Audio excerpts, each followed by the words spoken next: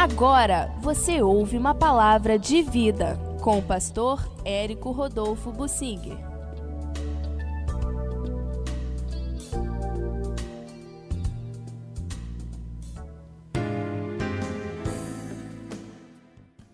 O rei Amazias contrata mercenários, depois se ensoberbece e é derrotado. Vamos procurar aprender com as lições que o Amazias nos deixa. Ele é classificado na Bíblia como um rei bom, embora tenha seus altos e baixos. No meu entender, talvez mais baixos do que altos. Mas como ele é classificado na Bíblia como um rei bom, ele guardava temor a Deus e ouvia a palavra de Deus quando havia, através de profetas. Em 2 Crônicas, no capítulo 25, nós temos um pouquinho da história dele. Começou a reinar com 25 anos, reinou mais 29 anos. E a Bíblia diz que fez o que era reto, não porém com inteireza de coração. Eu creio que o meio evangélico tem muito de Amazias. O número de crentes no Brasil é grande.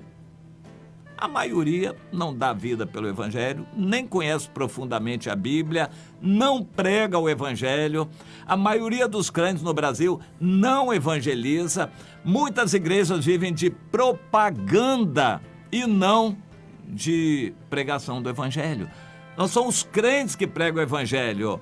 Eles dão dinheiro para a igreja contrata órgãos de mídia para fazer propaganda da igreja. E quem vai nessas igrejas vai por publicidade e não porque alguém a evangelizou. São pessoas que vão assistir à igreja, que se organiza para isto, uma igreja mercenária. E sendo mercenária, precisa de dinheiro. E ninguém tenha dúvida que lá vai ser pedido dinheiro à exaustão. E as pessoas que não querem o evangelho verdadeiro vão se contentar com aquela tintura de evangelho em troca de dinheiro que eles deixam de oferta lá. Aquilo não é evangelho. E eles, então, não se escandalizam por aquilo não ser evangelho, porque eles também não querem o evangelho verdadeiro. Então, eles se sujeitam à exploração, àquela pedição de dinheiro, porque a igreja passa uma tintura de que está tudo bem para eles quando não está. Uma grande parte de mercenários estão na igreja por interesse de bênção e as igrejas funcionam por interesse no dinheiro. É muito triste ver um evangelho contaminado dessa maneira e a Bíblia usa uma outra expressão, um evangelho prostituído. É o que acontece em nossos dias para vergonha nossa diante de Deus. Mas Deus não se engana, Ele continua sendo Deus.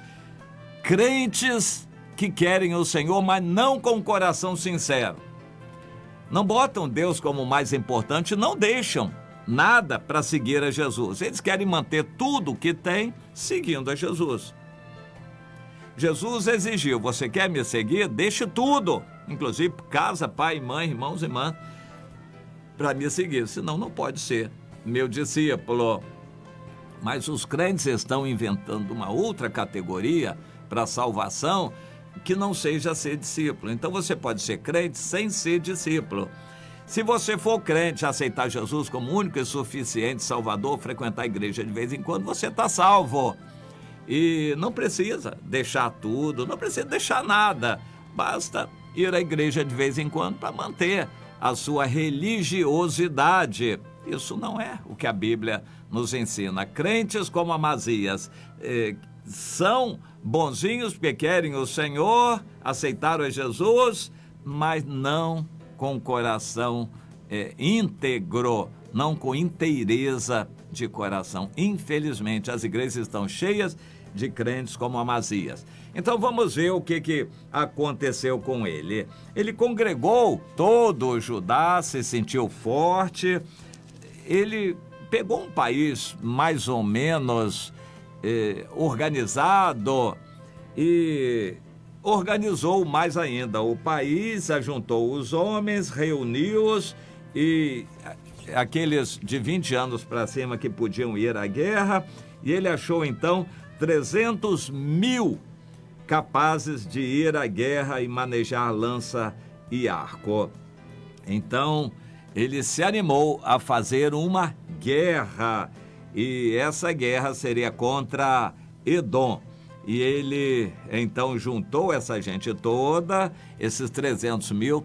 É bom a gente lembrar o seguinte, não eram 300 mil soldados, eram 300 mil homens de trabalho, agricultores e pastores de gado, que se improvisaram para a guerra porque foram convocados.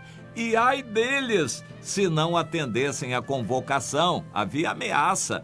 Nós vemos isso na época de Saul. Saul ameaçou matar aquele que não atendesse à convocação. E assim eles foram convocados e vieram. A maioria não tinha arma, então iria para uma guerra com uma foice, um cajado, procurando ajeitar, adaptar uma pele de couro de animal no corpo para tentar fazer de escudo e se proteger um pouquinho. Eram soldados improvisados que foram para a guerra, mas foram porque o rei convocou e era a ordem que todos com mais de 20 anos, homens, fossem para a guerra. O rei sentiu um pouco de fragilidade e então ele conversou com Israel, reino do norte, e negociou alugar a soldo 100 mil homens valentes por 100 talentos de prata. Então ele foi a Israel, convidou, e aí ele não podia convocar, no reino do norte ele não podia convocar, ele convidou quem quisesse para, a um preço bom, vir para a guerra.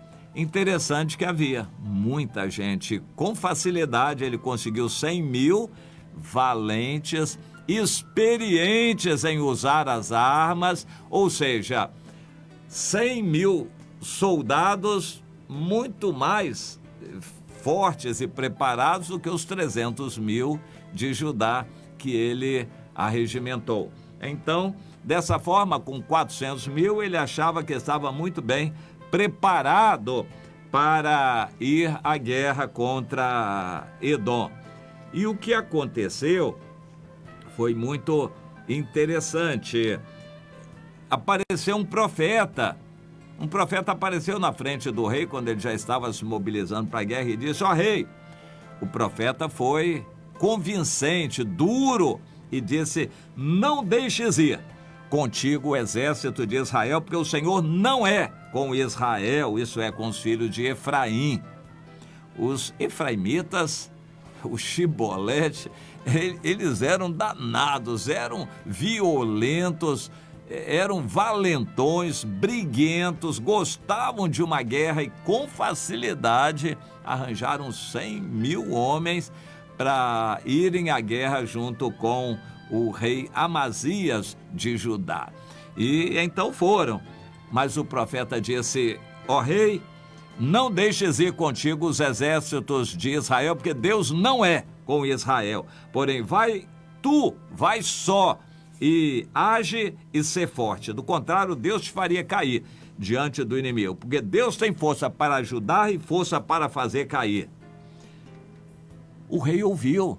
Interessante, o profeta falou com tal convicção que o rei tremeu e sentiu que aquilo era realmente de Deus. Então questionou: mas então, que se fará dos 100 talentos de prata que eu já paguei às tropas de Israel? O homem de Deus respondeu: muito mais do que isso Deus tem para dar. Há um ditado interessante: Deus tem muito mais para dar do que o diabo para tirar. Quem é do Senhor não precisa ligar muito para certos prejuízos, certas perdas ou roubos. Nós dependemos de Deus. Se alguém nos roubou alguma coisa, uma bicicleta, uma carteira, um celular, Deus tem mais para dar. É bom a gente ter isso em mente. Então, o rei entendeu, criou coragem e separou as tropas que vieram de Israel e mandou que eles voltassem para casa. Eles voltaram ardendo em ira, receberam o dinheiro, mas eles queriam mais ainda, o despojo da guerra. E por causa disso, eles se vingaram e saíram, mas ardendo em ira. No entanto, o Amazias foi para a guerra com os 300 mil dele de Judá e Deus deu uma grande vitória.